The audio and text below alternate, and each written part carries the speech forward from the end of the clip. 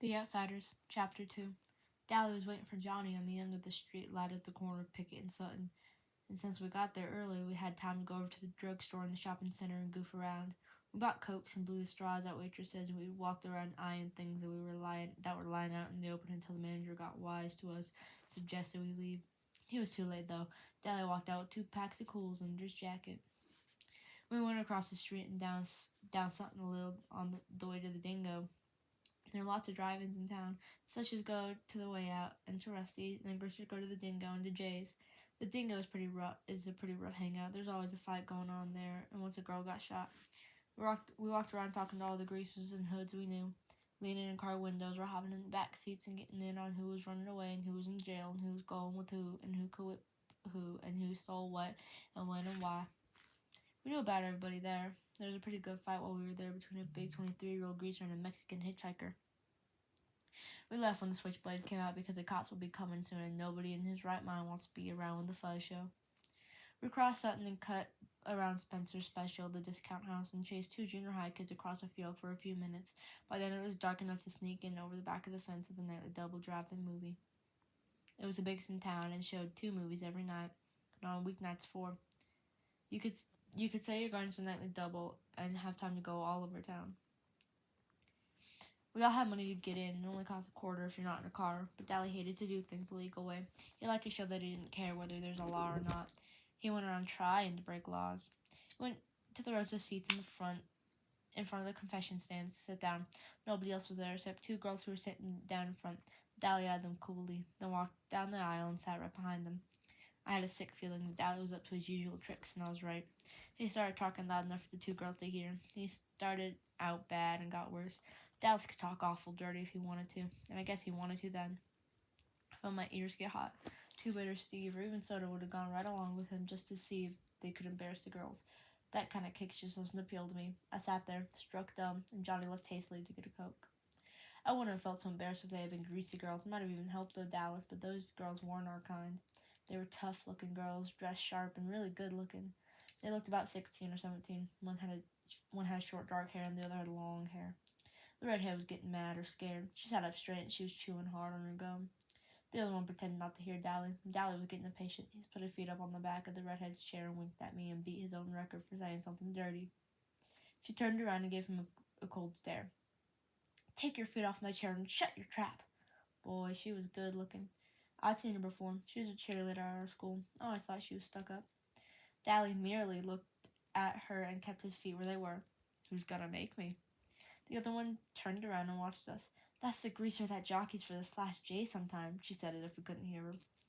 I heard the same tone a million times. Greaser, greaser, greaser. Oh yeah, I heard that tone before, too many times. What are they doing under driving without a car? I thought, and Dallas said, I know you 2. I've seen you around rodeos. It's a shame you can't ride bulls half as good as you can talk it, the redhead said coolly and turned back around. That didn't bother Dally in the least. You 2 barrel race, huh? Better leave us alone, the redhead said in a biting voice, or I'll call the cops. Oh my, Dally looked bored. You've got me scared to death. You've ought to see my record sometime, baby. He grinned slyly. Guess what I've been in for? Please leave us alone, she said. Why don't you be nice and leave us alone? Dally grinned roguishly. I'm never nice. Want a Coke? She was mad by then. I wouldn't drink it if I was starving in the desert. Get lost, hood. Dally merely shrugged and strolled off. The girl looked at me. I was half scared of her. I'm half scared of all nice girls, especially socias. Are you going to start in on us? I shook my head wide-eyed. No. Suddenly she smiled. Gosh, she was pretty. You don't look the type. What's your name? I wish she didn't ask me that. I had to tell people my name for the first time. Ponyboy Curtis. Then I waited for the, you're kidding, or that's your real name? Or one of the other remarks I usually get. Ponyboy's my real name, and I personally like it. The redhead just smiled. That's an original and lovely name. My dad was an original person. I said, I've got a brother named Soda Pop, and it says so on his birth certificate.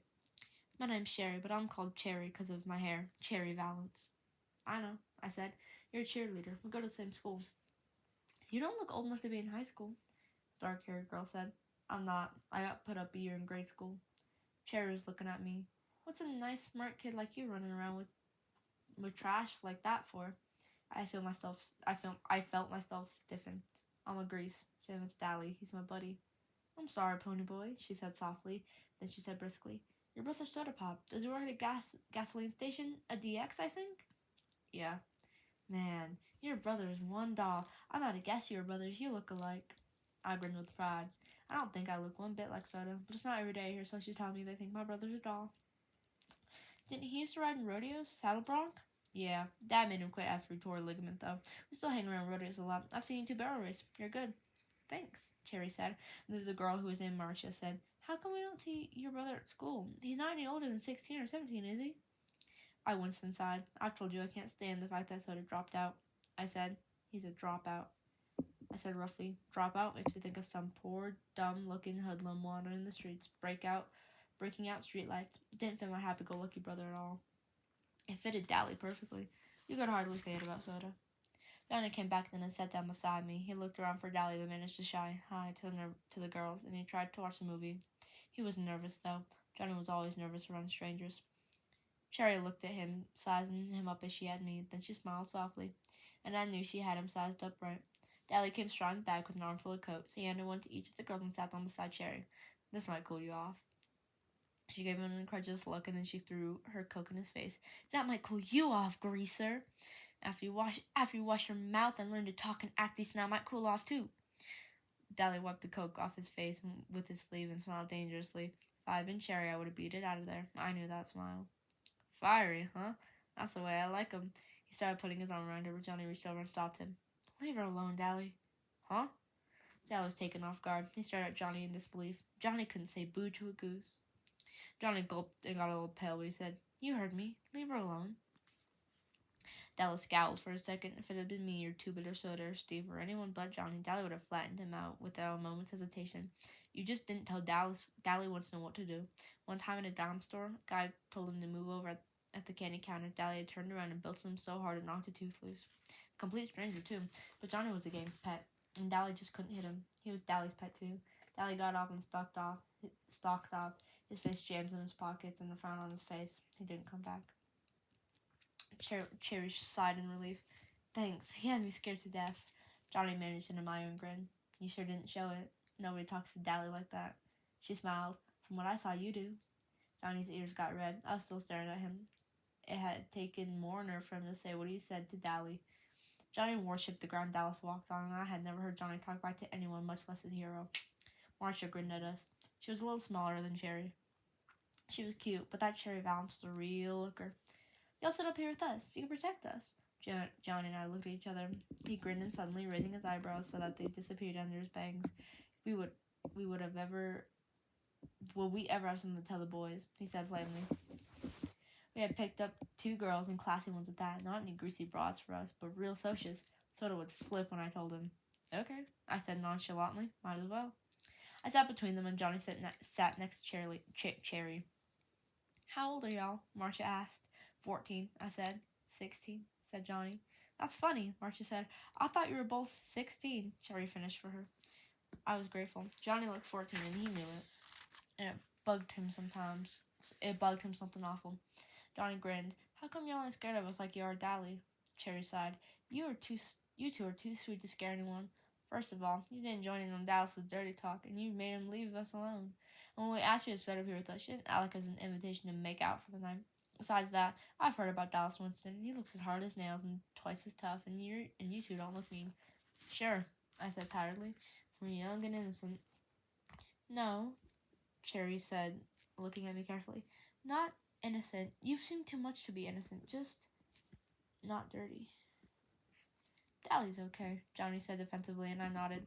You take up for your buddies no matter what they do. When you're in a gang, you stick up for the members. If you don't stick up for them, stick together, make like they're brothers, it isn't a gang anymore. It's a pack, a snarling, distasteful, bickering pack like the Socias, their social clubs, or the street gangs in New York, or the wolves in the timber.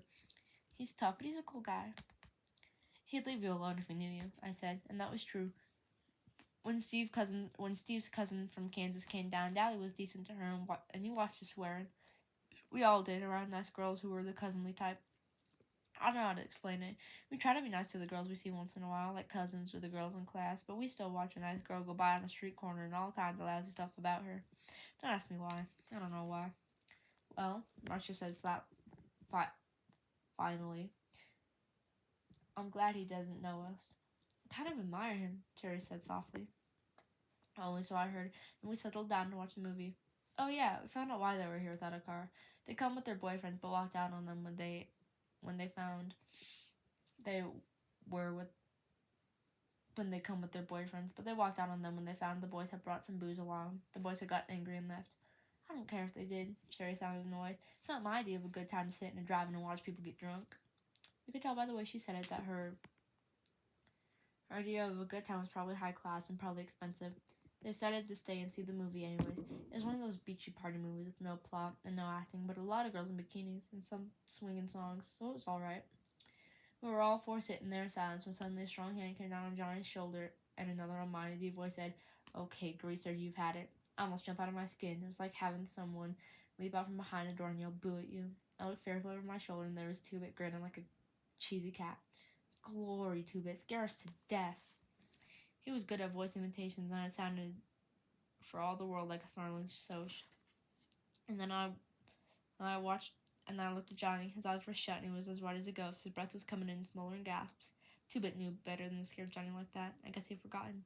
He's kind of scatterbrained. Johnny opened his eyes weakly and said, "Hey, Two-Bit."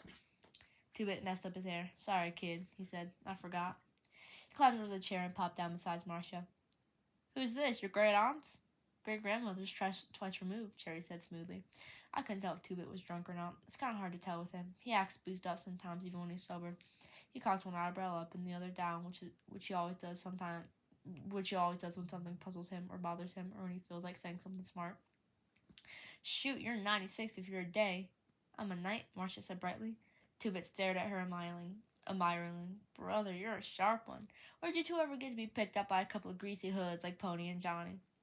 "We really picked them up," Marcia said. "We really Arabian slave traders and we're thinking about Shanghaiing them. They're worth 10 camels apiece at least." "5," Two-Bit disagreed. "And don't talk Arabian, I don't think." "They don't talk Arabian, I don't think. Say something in Arabian, Johnny Cake." "Aw, cut it out," Johnny broke in. "Dally was bothering them, and then when he left, they wanted us to sit with them to protect them against wisecracking greasers like you, probably." Two-Bit grinned because Johnny didn't usually get sassy like that. We thought we were doing good if we could get him to talk at all. Incidentally, we don't mind being called Greaser by another greaser. It's kind of playful then. "Hey, where's old Dally anyways?" "He went and hunt some action, booze, or dams, a fight. I hope he doesn't get jailed again. He just got out." "He'll probably find the fight," Two-Bit stated cheerfully. "So I came over. Mr. Timothy Shepard and Co. are looking for whoever so kindly slashed their tires, and since Mr. Curly Shepard spotted Dallas doing it, well, Dally have a blade?" "Not that I know of," I said. "I think he's got a piece of pipe, but he busted his blade this morning." "Good. Tim will fight fair if Dally don't pull a blade on him. Dally shouldn't have any trouble." Cherry and Marcia were staring at us. "You don't believe in playing rough or anything, do you?" "Fair fight isn't rough," Two-Bit said. "Blades are rough, so are chains and heaters and pool sticks and rumbles. Skin fighting isn't rough. It blows off steam better than anything. There's nothing wrong with throwing a few punches. Socials are rough. They gang up on one or two, or they rumble each other with their social club. Us greasers usually stick together. When we do fight among ourselves, it's a fair fight between two. And Dally deserves whatever he gets, 'cause slashed tires ain't no joke when you got to work to pay for 'em. He got spotted too, and that was his fault. One rule, besides stick together, is don't get caught. He might get beat up, he might not. Either way, there's not going to be any blood feud between our outfit and the Shepherds. If we needed them tomorrow, they'd show. If Tim beats Dally heading, and then tomorrow asks us for help in the rumble, we'll show. Dally was getting kicks. He got caught. He'll pay up. No sweat." "Yeah, boy," Cherry said sarcastically. "Real simple." "Sure," Marcia said, unconcerned. "If he gets killed or something, you'll bury him. No sweat." "You dig okay, baby?" Two-Bit grinned, lit a cigarette. "Anyone want a weed?" I looked at Two-Bit admiringly. He sure put things into good words. Maybe he was still a junior at 18 and a half, and maybe his sideburns were too long, and maybe he did get boozed up too much, but he sure understood things. Cherry and Marcia shook their heads at his offering of cigarettes, but Johnny and I reached for one. Johnny's color was back and his breathing was regular, but his hands were shaking ever so slightly. A cigarette would steady it. "Pony boy, will you come with me to get some popcorn?" Cherry asked. I jumped up. "Sure, y'all want some?" "I do," said Marcia. She was finishing the Coke Dally had given her. I realized then that Marcia and Cherry weren't alike. Cherry had said she wouldn't drink Dally's Coke if she was starving, and she meant it. It was the principle of the thing, but Marcia saw no reason to throw it away. A perfectly good free Coke. "Me too," said Two-Bit. He flipped me a 50-cent piece. Get Johnny some too. I'm buying, he added as Johnny started to reach into his jean pockets. We went to the concession stand, and as usual, there were a line a mile long, so we had to wait. Quite a few kids turned to look at us. You didn't see a greasy kid and a Sochi cheerleader together often. Cherry didn't seem to notice. Your friend, the one with the sideburns, he okay? He ain't dangerous like Dallas, if that's what you mean. He's okay. She smiled and her eyes showed that her mind was on someone else. Johnny, he's been hurt bad sometime, hasn't he? It was more of a statement than a question. Hurt and scared. It was the Socias, I said nervously, because there were plenty of Socias milling around, and some of them were giving me funny looks as if I shouldn't be with Cherry or something. I don't like to talk about it either. Johnny getting beat up, I mean. But I started in, talking a little faster than I usually do, because I don't like to think about it either. It was almost 4 months ago. I walked down to the DX station to get a bottle of pop and a C. Stevens soda because they always buy me a couple of bottles and let me help work with cars. I don't like to go on weekends because then there's usually a bunch of girls down there front with soda. All kinds of girls, socials too. I don't care too much for girls yet. Soda says I'll grow out of it. He did. It was a warmer spring day with the sunlight shining bright, but it was getting chilly and dark by the time we started for home. We were walking because we had left Steve's car at the station. In the corner of our block, there was a wide open field where we play football and hang out. It's often a sight for rumbles and fistfights. We were passing it, kicking rocks down the street, and finishing our last bottle of Pepsi. When Steve noticed something lying on the ground, he picked it up. It was Johnny's blue jean jacket, the only jacket he had. Looks like Johnny forgot his jacket, Steve said, slinging it over his shoulder to take it by Johnny's house. Suddenly, he stopped and examined it more carefully. There's a stain the color of rust across the collar. He looked at the ground. There's more stains on the grass. He looked up and across the field with a stricken expression on his face. The girl heard a low moan and saw the dark, motionless hump on the other side of the lot at the same time. Soda reached him first. Johnny was laying face on the ground. Soda turned him over gently, and I nearly got sick. Someone had beaten him badly. We're used to seeing Johnny banged up. His father clobbered him around a lot, and although it made us madder than heck, we wouldn't do anything about it. But those beatings hadn't been nothing like this. Johnny's face was cut and bruised and swollen. There was a wide gash from his temple to his cheekbone. He would carry that scar all his life. His white t-shirt was splattered with blood. I stood there trembling with a sudden cold. I thought he might be dead. Surely nobody could be beaten like that and live. Steve closed his eyes for a second and muffled a groan as he dropped on his knees beside Soda. Somehow the gang sense what happened. Two-Bit was suddenly there beside me, and for once his comical grin was gone, and his dancing gray eyes were stormy. Derry had seen us from our porch and ran towards us, suddenly getting to a halt. Dally was there, too, swearing under his breath and turning away with a sick expression on his face. I wondered about it vaguely. Dally had seen people killed on the streets of New York's west side. Why did he look sick now? Johnny? Soda lifted him up and held him against his shoulder. He gave the limp body a slight shake. Hey, Johnny Cake. Johnny didn't open his eyes, but there came a soft question. Soda? Yeah, it's me, Soda Pop said. Don't talk. You're gonna be okay. There's a whole bunch of them, Johnny went on, swallowing, ignoring Soda's command. A blue Mustang full. I got so scared. He tried to swear, but suddenly started crying, fighting to control himself, then sobbing, all the more because he couldn't. I seen Johnny take a whipping with a 2x4 from his old man and never let out a whimper. That made it worse to see him break now. Soda just held him and pushed Johnny's hair back out of his eyes. It's okay, Johnny Cake. They're gone now. It's okay. Finally, between sobs, Johnny managed to gasp out a story. He had been hunting our football to practice a few kicks when the blue Mustang had pulled up beside the lot. There were 4 Socias in it. They had caught him, and one of them had a lot of rings on his hand. That's what cut Johnny up so badly. It wasn't just that they had beaten him half to death. He could take that. They had scared him. They had threatened him with everything under the sun. Johnny was high-strung anyways, a nervous wreck from getting belted every time he turned around, from hearing his parents fight all the time. Living in those conditions might have turned someone else rebellious and bitter. It was killing Johnny. He had never been a coward. He was a good man in a rumble. He stuck up for the gang and kept his mouth shut good around cops. But after the night of the beating, Johnny was jumpier than ever. I don't think he'd ever get over it. Johnny never walked by himself after that, and Johnny, who was the most law-abiding of us, now carried in his back pocket a 6-inch switchblade. He'd use it, too, if he ever got jumped again. They had scared him that much. He would kill the next person who jumped him. Nobody was ever going to beat him like that again, not over his dead body. I nearly forgotten Cherry was listening to me, but when I came back to reality, I looked at her. I was startled to find her white as a sheet. All Socias aren't like that, she said. You have to believe me, Ponyboy. Not all of us are like that. Sure, I said. It's like saying all you greasers like Dallas Winston. I bet he's jumped a few people. I digested that. It was true. Dally had jumped people. He told us before. He told us he had told us stories about mugging in New York that made the hair on the back of my neck stand up. But not all of us were that bad. Cherry no longer looked sick, only sad. I bet you think the Socias haven't made the rich kids, the West Side Socias. I'll tell you something, Pony Boy, and I may come as a surprise. We have troubles you've never even heard of. You want to know something? She looked me straight in my eyes. Things are rough all over. I believe you, I said. Better get back out there with the popcorn or two. It'll think I ran off with his money. We went back and watched the movie through again. Marcia and Two-Bit were hitting it off fine. Both had the same scatterbrained sense of humor. But Cherry and Johnny and I just sat there, looking at the movie and not talking. I quit worrying about everything and thought about how nice it were to sit with the girl without having to listen to her swear or beat her off at the club. I knew Johnny liked it too. He didn't talk to girls much. Once while Dallas was in reform school, Sylvia had started hanging on to Johnny and sweet-talking him, and Steve got a hold of her and told her if she ever tried any of her tricks with Johnny, he personally beat the tar out of her. And he gave Johnny a lecture on girls and how sneaking little broads like Sylvia would get him in a lot of trouble. As a result, Johnny never spoke to girls much. But whether that was because he was scared of Steve or because he was shy, I couldn't tell. I got the same lecture from Two-Bit after he picked up a couple of girls downtown one day. I thought it was funny because the girls are one subject even Derry thinks I use my head about.